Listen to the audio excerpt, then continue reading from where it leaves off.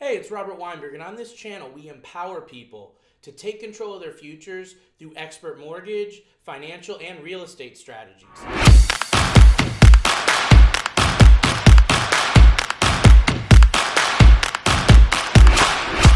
If it's your first time watching us, go ahead and hit that subscribe button. Also smash the bell so you get notified on all of our future content.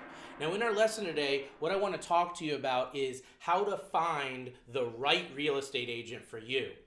Real estate agent is so important in the process of buying or selling a home, but there's some specific things you can be doing to really get a leg up and make sure that you are getting the right agent for your needs. So how do we go about doing that? Well, first and foremost, we're going to want to get recommendations, okay? Recommendations from people that have bought or sold a home in the last couple of months. Not years ago or decades ago, but really in the last several months. And the reason that's important is because you can find out if they had a good experience, and you'll know that it's recent. Someone that sold a home 3 years ago and had a good experience, it doesn't matter. The market shifted, the market's changed. You need someone that understands the market today. So getting recommendations from a friend, family, coworker, that's great. If you have a trusted mortgage lender like myself, I give referrals all the time to real estate agents. My clients will collaborate with me about the areas they're looking in and the type of person they're looking to work with, and I can refer them to someone in my network. So you can also check with your lender as well for that. Next thing's going to be reviews. So once you get the recommendations, then you want to go to reviews. You want to go to online reviews, right? So you want to look for the top real estate agents in your area. The places I'm talking about looking for reviews are going to be Google, number one, Google My Business. Number two is going to be Facebook, and then number three is Yelp. But you want to look at all the rating sites that you can. You're probably going to start seeing the same names pop up on several of the sites.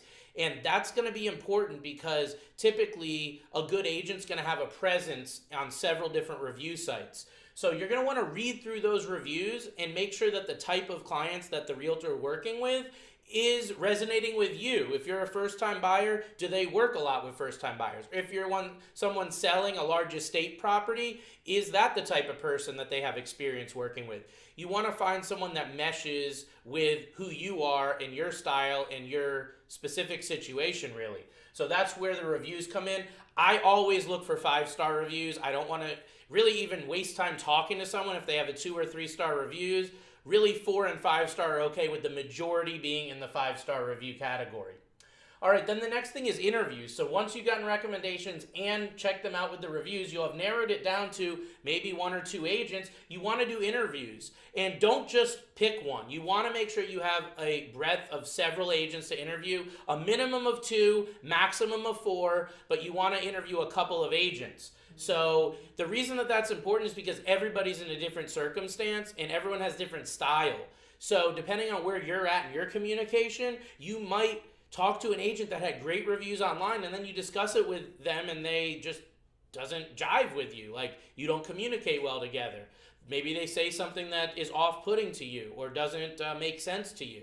So that interview is really to take filter the reviews and the recommendations and bring them back down to earth and get that dialed in to where you've got it really with 1 or 2 agents that you're really looking to work with, that are recommended, have great reviews, and are good with you personally, that you, again, have that collaboration and have that sort of situation where you feel comfortable with them.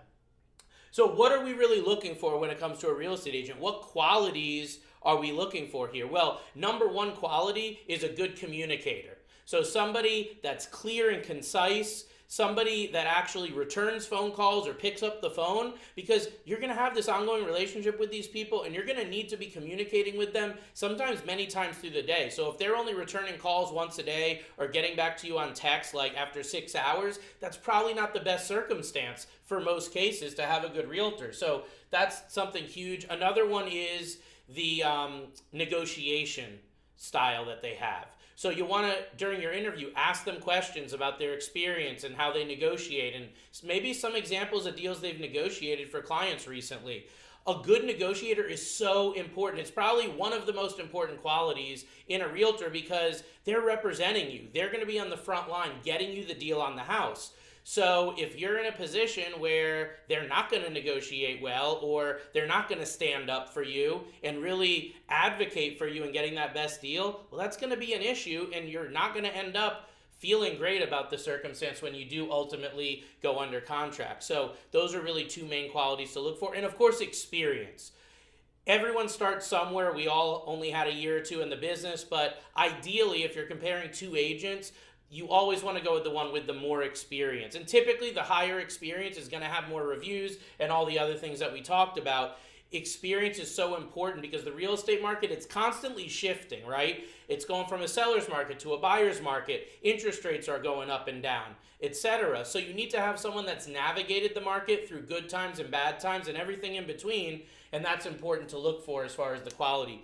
Big mistakes that people make when it comes to finding a real estate agent. So mistakes are going to be going with the first agent that you talk to. Huge mistake, but most people actually do that, believe it or not. Another mistake is going to be getting with an agent that's simply a family member or a friend and not really looking at the reviews and all the other stuff we're discussing, but just saying, hey, I know this person from high school, or this is a cousin or an aunt of mine.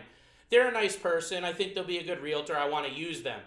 I would actually tell you not to use someone that you are a relative of or someone that you're close with, because it can create other negative or detrimental dynamics during the real estate transaction. So you want to really look at this as a business transaction. Don't just try to help someone out to do them a favor. You need to do what's in your best interest. You need to do what's going to make the most sense for you and get you the best deal on your property. So those are some big mistakes there. And then resources. So what can you do to really validate all this stuff to make sure that you've got someone that has those right credentials, right? So resources are going to be like the National Association of Realtors. You can go to the state licensing board. Just put in Google, like, real estate license, look up Connecticut, or real estate license Massachusetts. Put that into Google and go to your state agency that tracks all that and put that person's name in.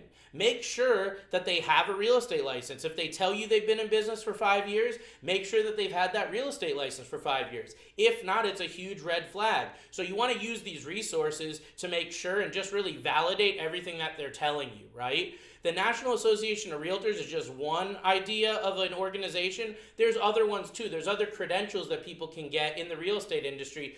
Find out during your interview with them, what credentials do they have? And then take it a step further. Look them up. Make sure that if they told you they're a member of this board or a member of that, make sure that they are. And if they're not, call them out on it, because that's a huge red flag. There may be an explanation, but most of the time it's going to be that they're dishonest, and that's not going to be someone that you're going to want to work with when it comes to your real estate needs and goals. So I hope that you found value in today's lesson about finding the right real estate agent for your needs. And if it's your first time, again, go ahead and subscribe and hit the bell to get notified on our future content. Also, share this video with someone else that maybe is getting ready to buy or sell a home and needs this type of advice and inspiration for their real estate agent needs. Now, I do offer personal consultations. I'm licensed in Connecticut, Massachusetts, and Florida as a mortgage lender, NMLS ID 80786. You can look me up on the National Mortgage Licensing Service. And if I can be of assistance to you or anyone that you know with buying, selling, or financing a home, reach out to me by call, text, or private message. My direct line is 860-413-3938. And as always, I hope that helps, and we'll see you next time.